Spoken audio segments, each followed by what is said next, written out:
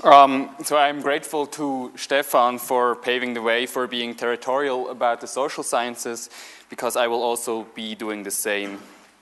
There will be some repetition in what I'm going to say, but I will leave it to you to draw the connections with what has already been said. Okay, so here goes. The Natural History of Violence and Its Limits. Reply to Professor Meyer. Professor Meyer has presented us, in a nutshell, his thesis on the evolutionary background of violence, which he first developed almost 30 years ago in his book Evolution und Gewalt. His approach can be said to fall broadly into what used to be called sociobiology and what now goes under the heading evolutionary psychology.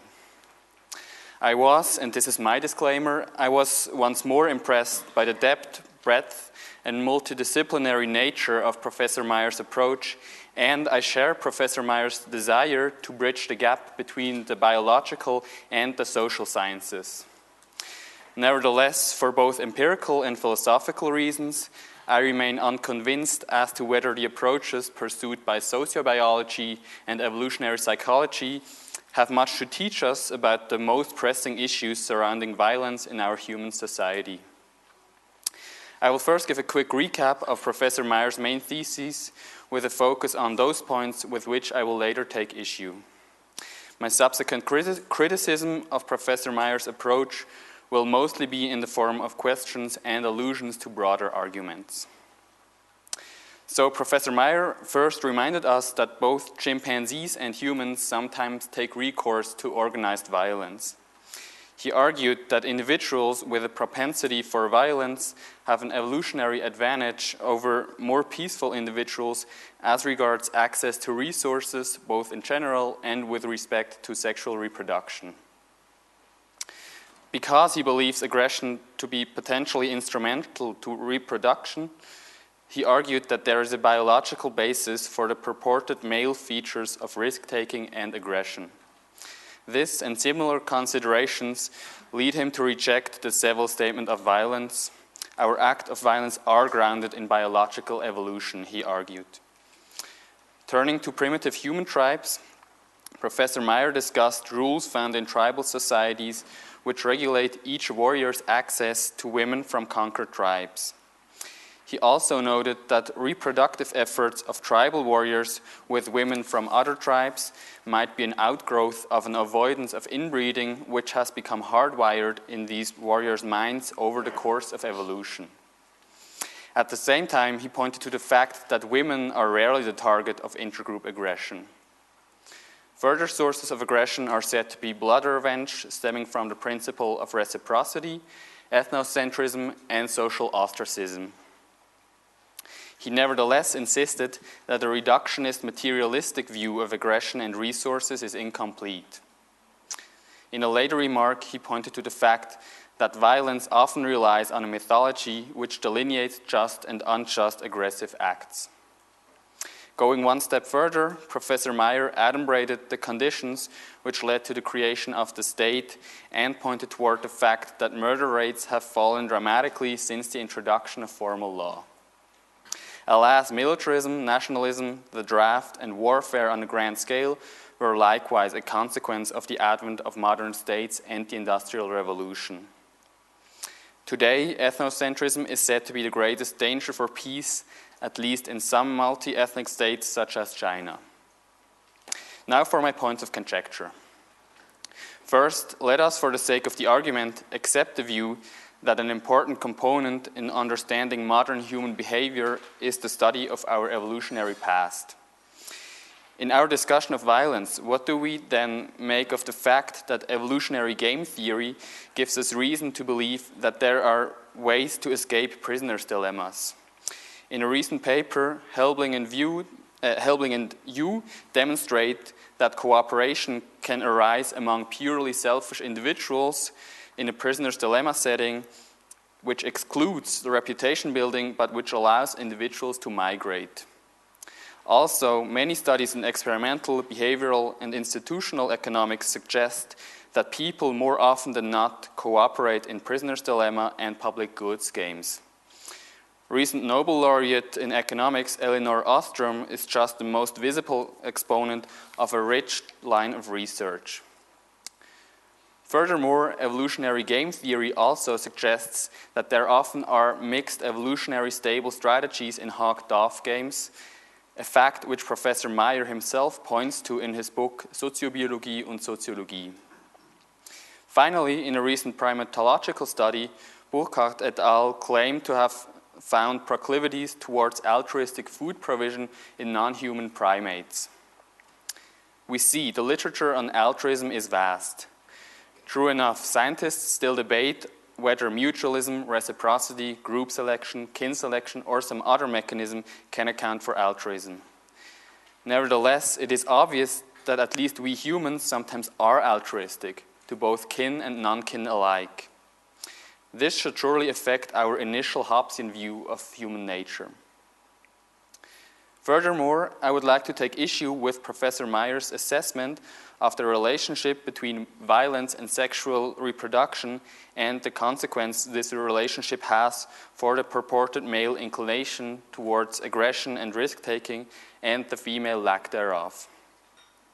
Professor Meyer's position on these issues reminded me of the views put forward in Randy Thornhill and Craig T. Palmer's famous, or perhaps infamous, work in evolutionary psychology called A Natural History of Rape.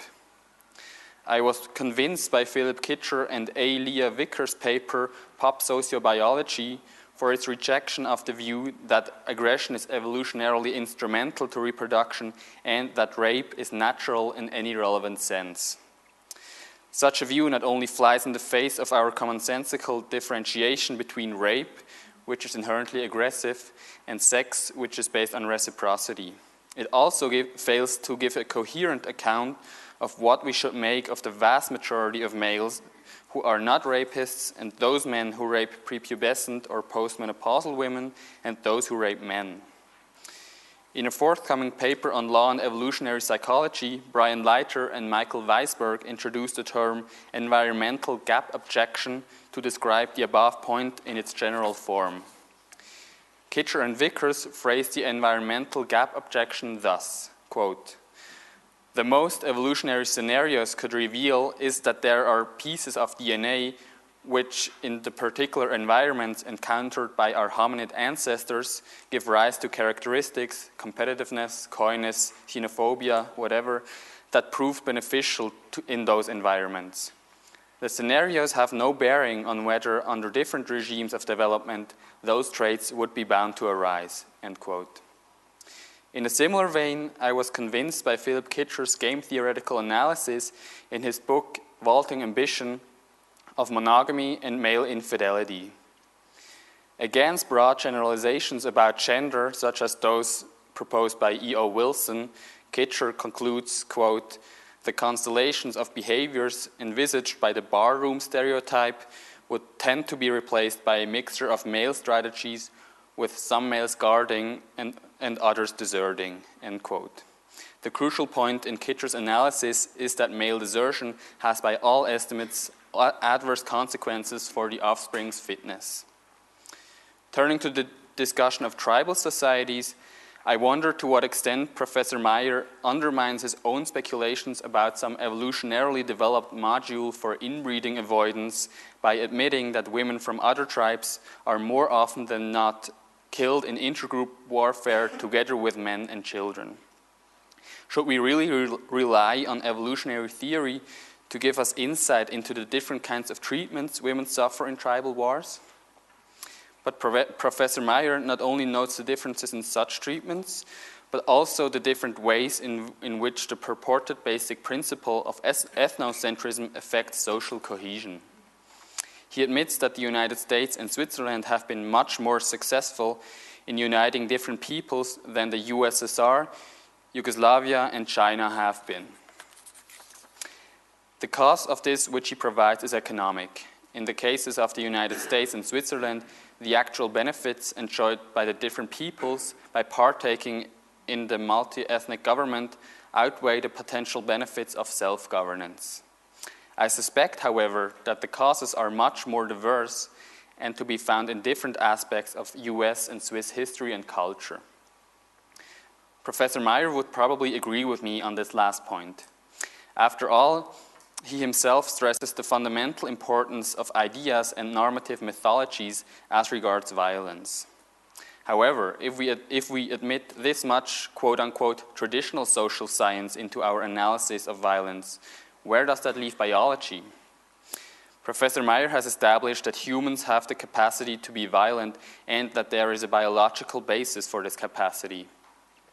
Other researchers have argued that altruism also takes a central place and that the survival of the fittest is often much more benign than we may think. Does biology tell us anything new then? Yes, humans can be violent. They often are violent. But they also can be peaceful, and so they often are. And it should come as no surprise even to a Darwinian that, so far at least, nobody's skull has been cracked open during this conference, even though the attendance is predominantly male and there are even some young people around. Thus, who should we turn to if we want to understand why one historical period is more violent than another and why there are societies who are almost always engaged in warfare while others are nearly exclusively peaceful? Evolutionary theory can be of little help in explaining such vast differences, not least because it concerns itself with much longer time intervals than necessary for our in-depth analysis of violence. Therefore, I ask again, who should we turn to when trying to understand how ideas and normative mythologies affect our society, including the ways we hurt, torture, and kill each other? These issues fall, of course, in the domain of the social sciences. The natural sciences concern themselves with questions of causality, and biology sometimes invokes functional concepts. It is the social sciences, however, which address the issues surrounding human intentionality and normativity. For broadly Wittgensteinian reasons, which are partly summarized in Peter Hacker's article, Wittgenstein and the Autonomy of Humanistic Understanding, I believe that the natural sciences have little to say about the issues typically addressed by social scientists. Biologists and cognitive scientists may hopefully one day come up with a convincing account of how it has come to be that we humans possess intentionality and are capable of creating a normative domain which, among many other things, regulates violence. But once they have done so, the natural scientists will have to pass the torch back to the social scientists. Sociologists, economists, and cultural theorists have been fairly successful in providing accounts for why individuals, societies, and historical periods differ as regards their capacity or inability to cooperate. By invoking intentional and normative concepts, they explained and helped us understand human action without relying on a biological vocabulary. Thank you.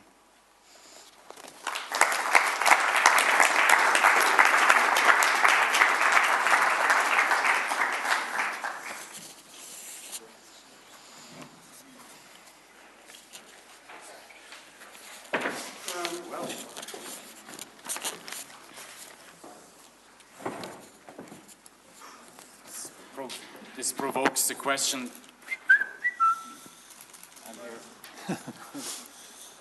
This provokes the questions: are we back into science war? No, not for the moment, or just for the next 20 minutes. Maybe for the next 20 minutes. Maybe for the next 20 minutes. Okay, so disciplinarity, wonderful. Yes, your comment. I mean, you made lots of comments.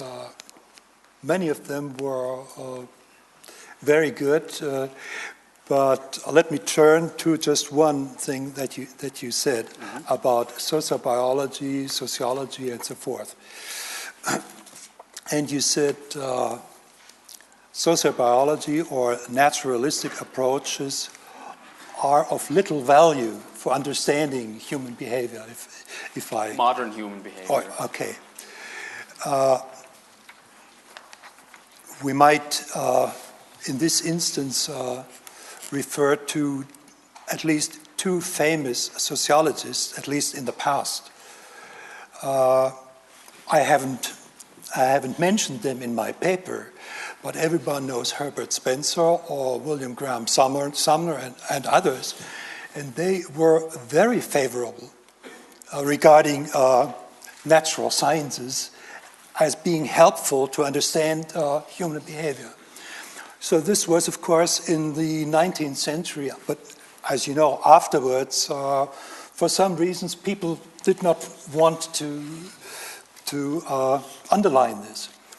So I think sociology itself is a discipline which is dubious in some respects, or some people doubt that it's useful. Moreover, sociology has made various turns over the centuries. In two centuries, it has. Now, recently, it has more or less adopted parts of game theory. I'm not very convinced that this will bring sociology very much in the future, because game theory, prisoner's dilemma, and so forth, are recently very much discussed by biological approaches who doubt the prisoner's dilemmas. So I'm not so sure whether this sort of alley to sociology or to the social sciences is valid. But my own perspective is that it might be helpful to see, as I said in my paper today, it might be helpful to see that certain portions of human behavior have been decided by natural selection, and that this natural selection is added by cognitive processes, which then are mental. Of course, I didn't talk about them, so this would be another problem to address if we had a conference just on this problem. But, of course, we couldn't do that. So I think to say in general, sociobiology does not help very much for sociology. It's just aggressing this type of well, of course, many biologists say sociobiology is socio-biology. Well, whatever it means. But I think for the last 2 or 3 decades, it was a fruitful discipline, and it has been adopted. I think you have adopted 2 persons who, I don't know if you adopted Cosmides and Tooby. Well, others at least were influenced by sociobiology, and even in modern sociology, I just want to mention the name Sanderson and Turner and Mariansky. They have published 4 years ago big books, not Collins, who was an opponent, but in fact, I mean, inside sociology, there's an ongoing debate how far sociobiology and similar approaches may be helpful for sociology. Now we allow for a reply, and then we go into the discussion. Yes. Well, I guess I'd like to reply with a question about what you think of the environmental gap objection, which I quoted, and which I think could have devastating effects, devastating consequences for sociobiology, namely the fact that even if we can come up with an evolutionary tale of how some phenomena which we now can see in our world, this does not mean that this phenomenon has a biological basis, because the circumstances under which modern humans evolved were much different than today, and the phenotypes that evolve out of the genotypes from many years ago are not necessarily the same as the phenotypes which manifested back then. This is, I think, this is not the claim of evolution theory. No, but it's the claim of some sociobiologists, or an implicit assumption by some sociobiologists, as I read them. I will cut here. We involve the public. Gerd Roth. Where's the mic? I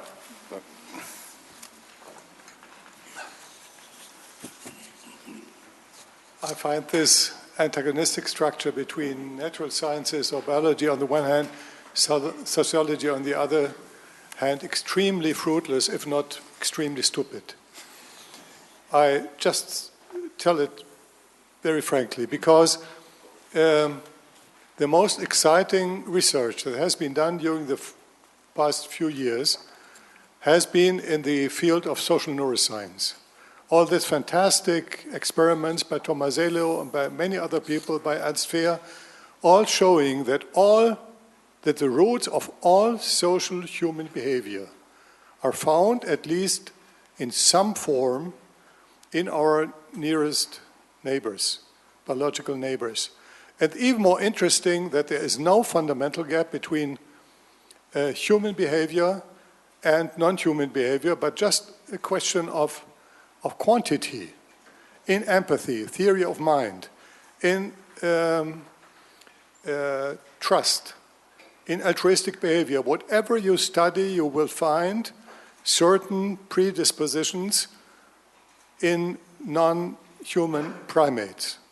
And so this tells us that, of course, all human social behavior has biological roots. It does not fall from heaven. This is not to say that we are not unique in some degrees in our language, in our behavior, but there's no single evidence that we do something which is not found, at least in some pre-forms, in our nearest neighbors. So instead of talking, this can never be explained by biology, or never be explained by such and such, is fruitless. Rather, we should ask, how could sociologists and biologists and geneticists, evolutionary biologists cooperate to find out what the steepness of the difference is, and not something unique to humans. We'll not find any kind, not even in art, not even in religion, as was written by Charles Darwin in 1871. This was shocking that he said, dogs show forms of religion. I'm not convinced, but he wrote this in 1871. Maybe Darwin was right, but maybe not. So I find it better to cooperate and to just invent better experiments. I mean, I certainly agree on the last point, and I also said that I believe that there is, or there should be, ground on which the natural and the social sciences can cooperate. But I think that the studies that you've quoted, which have their own critics, the studies of Fehr on, say, strong reciprocity, or also the claims about forms of morality in primates, these claims have been criticized by philosophers mostly because they disregard what is, I think, truly unique about humans, and that is the capacity for normativity, for creating what in philosophy has become to be called the space of reasons, in which we justify our actions, which does not happen in animals.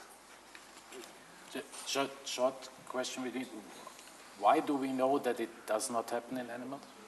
Well, first of all, because animals don't have language, or at least not sophisticated enough language to justify their actions. See, we are in a very different field again, coming into this value business. If you say that one language is more sophisticated than the other, then I will have troubles to define a system which is not dependent of a kind of God's view.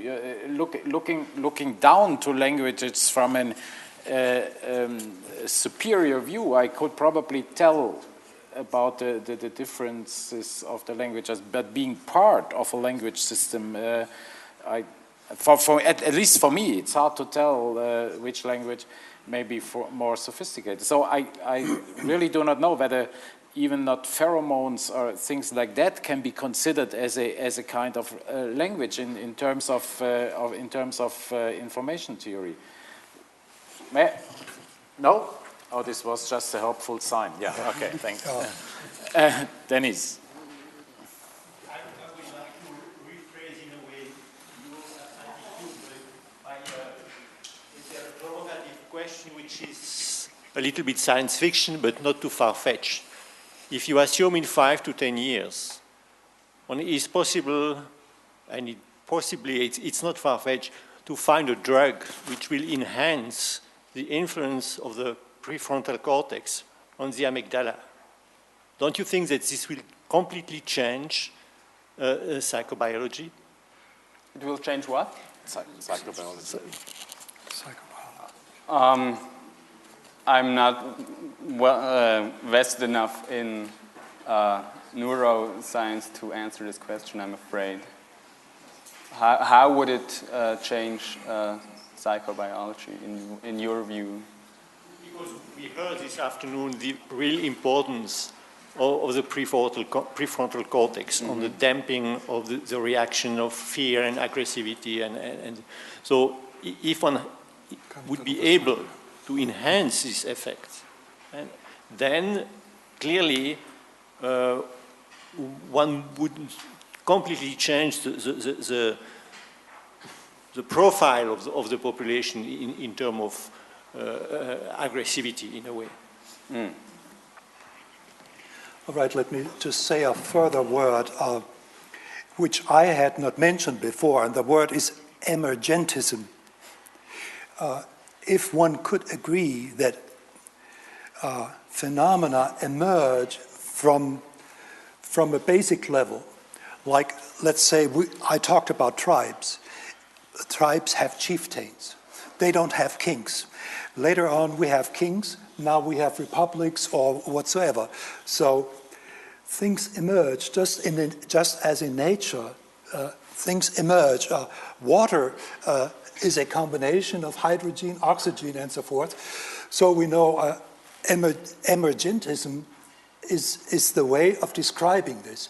And I think the same applies to things as we talk about, let's say, reciprocity.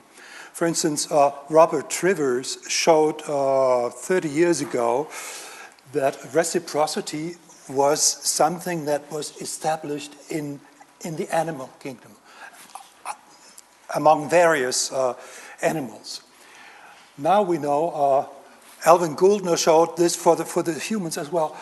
Now, if we agree that one may be dependent on the other, the human species is an emerging phenomenon, emerging from primate species. So I don't realize why this is so difficult. So I think the natural sciences and the biological science and the social sciences may cooperate in this regard. I think these difficulties can be solved very easily if we all accept that the human brain is a social organ. Everything we are, either if we are unique as humans or not unique with regard to non-human animals, it depends on our brain. And our brain is by, I would say, 70% a social organ. All influences of society have to go through our brain. And if we accept this, then most of the differences and difficulties just fade. Then it depends only if neuroscience by itself or genetics could explain all the phenomena you are dealing with. I would say no. Why should it? We need psychology for many phenomena. We need psychiatry. We need philosophy. We need many things, but just to say this can never be explained by neurobiology, the same would be the case for sociology. I would say sociology could never explain by itself. So this is an antagonism. This is fruitless. We have to accept that more than any other animal, the human brain is a social organ. And all society goes through all those mechanisms, can be modulated and is modulated by early attachment experience and whatever happens before or after birth. I agree, but now I have to help him a little bit because he is right in the fact that very often the profiles and the statuses of the single sciences, dependent on the structure of our educational system, of course, have the attitude that they say we are the ones that is going to explain this thing. And we have to overcome this attitude and probably together or in a cooperation tackle down which problems we have to focus and have a common approach for the focus and not a disciplinary approach. But this will be solved on a drink tonight. So, Jean. Yes, thank you, Gaucher. You propose to say flatly the brain is a social object and Organ. Yes, Organ. yes. And I think that it's dangerous to forget that all the body that is behind. You forget it or you keep it? Definitely not. Because you see, I think to Nietzsche. Nietzsche, who is a classical philosopher and who in the Beyond Good and Evil, the third paragraph, say, oh, now I know since a long while the philosophers, I've been with them a long time, and I can tell you, all what they say, all the big construction they make with the brain is just physiology. And I think that we should not forget that. Just one small example. We have a nose with a lot of detectors to have social life with smelling. But do you know that we have more odor detector in our gut? And we know nothing about that because our body learned about what's going on here and keep that for himself because it doesn't need to come to the brain, to the conscious brain. But it is relevant only to the degree that our gut talks to the brain. Only our behavior or our brain directly influences behavior. But the gut, of course, the peripheral nervous system is extremely important. The body, completely. This is just taken for granted. It's only the loop through the brain, you have to admit. Otherwise, the gut does not directly move my muscles. It's the brain. But the gut, of course, as a peripheral nervous system, has a lot of influence. I fully agree. Next intervention by our young hero. I'd also like to make a quick remark about the brain as a social organ and about your previous remark. I found myself in almost complete agreement with what you said, and I fear that you might have interpreted what I said during my talk not very favorably, because I never said that that neuroscience, for example, can never explain this or that. What I said was that there are certain questions, especially questions about the normative domain in our modern culture, which cannot be explained by the social scientists, by the neuroscientists. And of course, there is a neuroscientific basis for that, which I also said. But there are methodological differences in how these questions about normativity are to be tackled. That's okay. Before I start now a second round, which I will not do, because we will not end before 7 or 8 o'clock, the organizers asked me to draw your awareness on the fact that we have early dinner tonight. We have 6:15. The dinner starts 6:30. 6:30. It is on the main street, direction to the monastery, left side in the restaurant Engelberg. Restaurant Engelberg. with this positive outlook, on, at least on the next hours, I would like to thank the two protagonists here. Thank you very, very much for this fun discussion. I liked it. Thank all the speakers for the afternoon. And see you 6:30 in the restaurant Engelberg. Thank you.